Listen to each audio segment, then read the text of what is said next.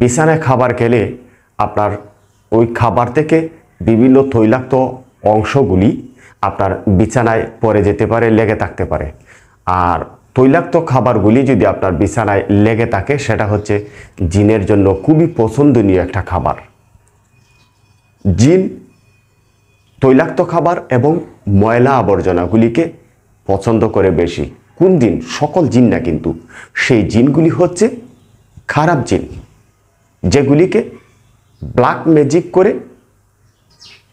ম্যাজিকের মাধ্যমে, কালো জাদুর মাধ্যমে তাদেরকে ডাইভার্ট করা হয়।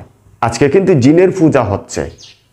জিনকে কিভাবে নিয়ন্ত্রণে রাখা যায়, জিনকে কিভাবে নিজের মতো করে বিভিন্ন জায়গায় চালান দেওয়া যায়, সে বিষয়ে কিন্তু অসংখ্য মানুষ কাজ করে যাচ্ছে। অসাধ্যকে সাধন করা হয়, ফালিয়ে যাওয়াটাকে আবার ফেরত আনা হয়, আর টাকা পয়সা নিয়ে গেছে সেটাকে উদ্ধার করে দেয়া হয়। এই বিশ্বাসগুলি যদি আপনি করেন তাহলে আপনার ঈমান থাকে না। পছন্দ করেছেন এমন একটা মেয়েকে, আপনাকে বশ করে দিবে, আপনার পিছনে লেলিয়ে দিবে, চলে আসবে একা একা। এই পদ্ধতিটা কিন্তু সম্পূর্ণই শিরক, কুফরি। এটা আমরা করতেও যাব না। আর যারা করতে চায়, যারা অফার করে, বিশেষ করে আমার ফেসে দেখবেন অনেকে অফার করে গ্যারান্টি সহকারে, নাউযুবিল্লাহি মিন যালিক। ওয়াল কাদরি খাইরিহি, বিশ্বাস করো তুমি তোমার ভালো এবং মন্দ তাকদিরের প্রতি। তো ভালো এবং মন্দটা কে করবে?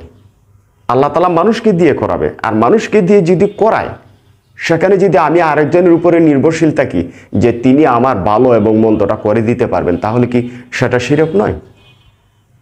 আমরা যে কোনো বিষয়ে, কোনো মানুষ ভালো কিছু করতে পারে, কোনো মানুষ খারাপ কিছু করতে পারে, তার উপরে, তার কাছে, তাকে ভরসা করে কোনো কাজ আমরা করব না। কোনো তান্ত্রিকের কাছে যাওয়াটাই আপনার কুফরি, আপনার ঈমান নিয়ে প্রশ্ন দাঁড়ায়। আর বিশেষ করে সহি আলেম যারা আছে তাদের কাছে আপনি যাবেন, কিন্তু যারা টাকা নিয়ে কাজ করতে চায় তাদের কাছে আমরা কখনো যাব না।